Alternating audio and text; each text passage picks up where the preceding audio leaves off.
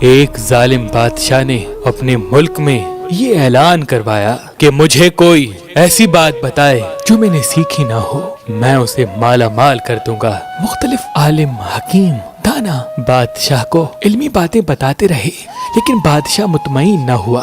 بالآخر ایک جنگل سے ضعیف بادشاہ کے محل میں آیا اور کہنے لگا، اے بادشاہ، میں تمہیں زندگی کا راز بتانے والا ہوں، لیکن میری ایک شرط ہے۔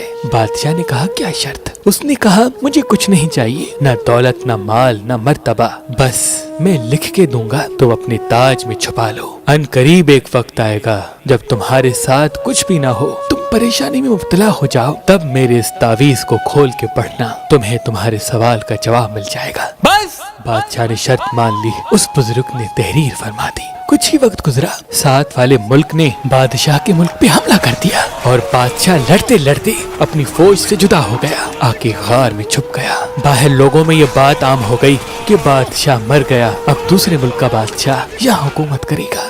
بادشاہ روتا رہا، پریشان ہو کے سوچتا رہا کہ کچھ ہی دن پہلے اس ملک کا بادشاہ تھا، ساری نعمتیں میرے قدموں میں تھیں، اور آج ایک روٹی کے لیے پریشان ہوں، کوئی مجھے پانی پلائے، کوئی مجھے کھانا کھلائے، کس سے کہوں؟ یہ سوچ ہی رہا تھا کہ اس کو اس بزرگ کی بات یاد آئی کہ اس نے کہا تھا کہ ان قریب ایک وقت آئے گا، تم پریشان ہو جاؤ گے، پھر یہ میری تحریر پڑھنا۔ اس نے فوراً اس بزرگ کا تعویذ کھولا، اس میں یہ لکھا تھا کہ یہ وقت گزر جائے گا۔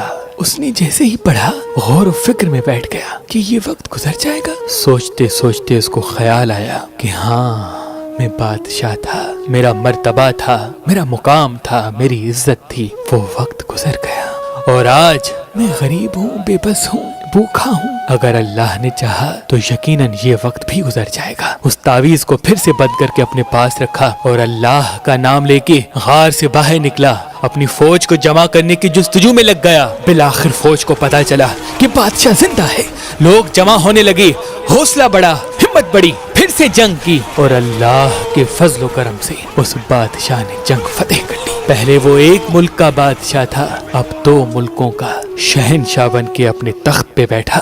جیسے ہی بیٹھا، اللہ کا شکر کرنے لگا اور اللہ کی نعمتوں سے لطف لینے لگا۔ اس کے دل میں خیال آیا کہ یہ امید مجھے اس بزرگ کے لکھے ہوئے لفظوں سے ملی تھی۔ اس نے پھر سے وہ تعویذ کھولا، اس میں یہی لکھا تھا کہ یہ وقت بھی گزر جائے گا۔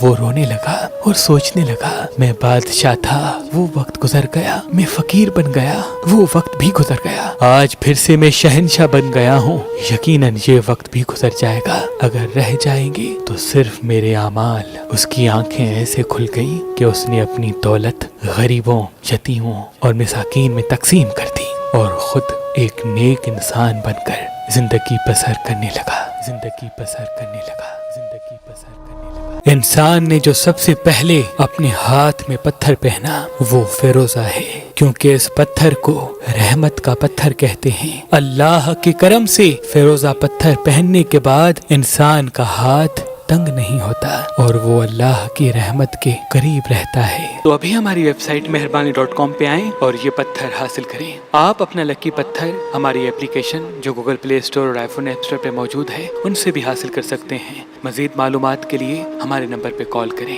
اللہ آپ کو سلامت رکھے، اللہ آپ کو سلامت رکھے۔